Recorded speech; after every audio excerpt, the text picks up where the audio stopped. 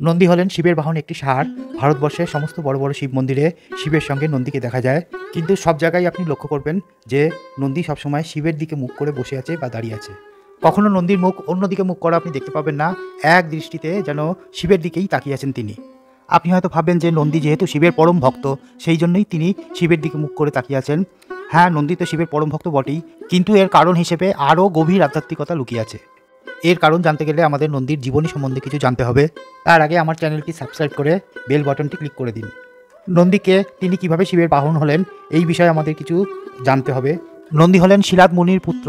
শিলাদ মুনি ছিলেন শিবের পরম ভক্ত এবং তিনি সম্পূর্ণ ব্রহ্মচারী জীবন যাপন করতেন, যার ফলে তার কোনো সন্তান ছিল না।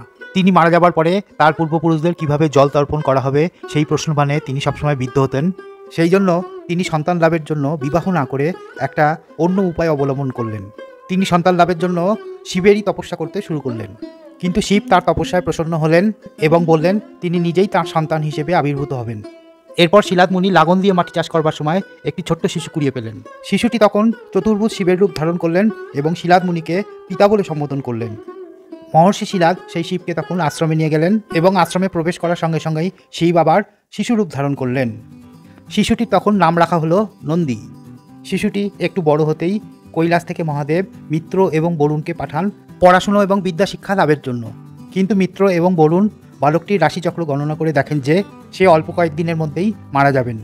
এই শুনে নন্দী শিবেরই ঘোর তপস্যা শুরু করে দিলেন। দীর্ঘদিন নন্দী তপস্যা করার পরে মহাদেব তার প্রতি প্রসন্ন হন এবং মহাদেব তাকে চিরঞ্জীবী হবার বরদান করেন, যা অতি দুর্লভ। নন্দী সেই সময় শিবের কাছে শিবের বাহন হয়ে থাকার জন্য প্রার্থনা করেন। শিব নন্দীর প্রার্থনায় প্রসন্ন হয়ে নন্দীকে ষাঁড় রূপ ধারণ করার ক্ষমতা প্রদান করেন এবং নন্দীকে নিয়ে কৈলাস চলে যান। এই হলো নন্দীর সংক্ষিপ্ত জীবনী। এইবার সমস্ত শিব মন্দিরে নন্দী কেন শিবের দিকে মুখ করে বসে থাকেন সেইটার ব্যাখ্যা করার চেষ্টা করছি।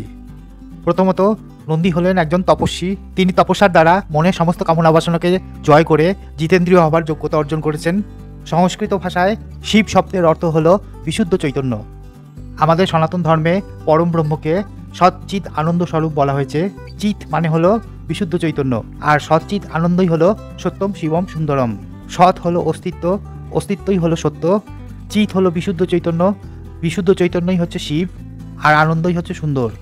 নন্দী তপস্যার দ্বারা নিজের কামনা বাসনাকে বশীভূত করার ফলে তার চেতনাকে চৈতন্যে রূপান্তরিত করতে পেরেছে।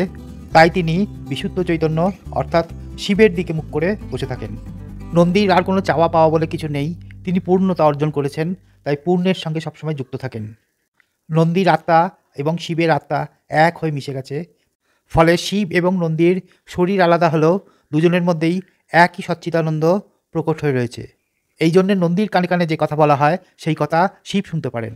শিব সবসময় সমাধিমগ্ন হয়ে সচ্চিদানন্দ সাগরে বিলীন হয়ে থাকেন।